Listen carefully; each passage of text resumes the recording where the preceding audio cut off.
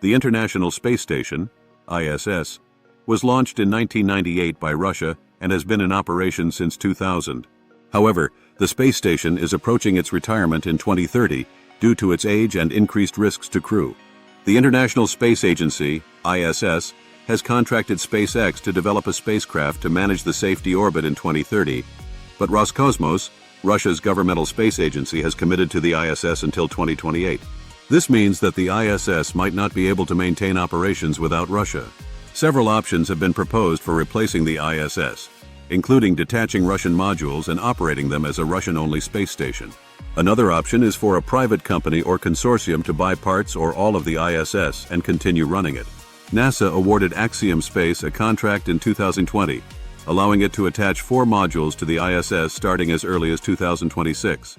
The Chinese Tiangong space station, in orbit since 2021, is undergoing expansion and could potentially replace international space cooperation with its own station after the retirement of the ISS, though this may be difficult as China and ISS partners do not cooperate in space.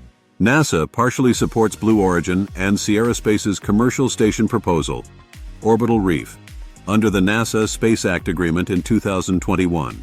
The station is a business park in space and will serve a somewhat different purpose than the International Space Station, ISS. The launch date for Orbital Reef depends on the Blue Origin New Glenn heavy lift rocket, which has not yet flown and has a launch date of no earlier than November 2024. The Sierra Space Dream Chaser, which will transport the crew to the Orbital Reef, has not yet undergone a crew-rated vehicle test. The NASA Space Act agreement supports Starlab, a partnership between NanoRacks, Voyager Space, and Lockheed Martin. Starlab uses a novel inflatable design for its module and will use the SpaceX Starship and Super Heavy booster to launch both the Habitat module and Space Park simultaneously. Northrop Grumman has also submitted a design for a 3-module space station based around its Cygnus spacecraft, which delivers cargo to the ISS. NASA has not backed it, but Vast Space's suggested entry has private finance and is creating a lower-cost entry. There are also international re-entries, such as Europe's Airbus Loop design used the SpaceX Starship in a single launch. India is also working on a space station concept called ISRO Space Station, which will not be available until the mid-2030s.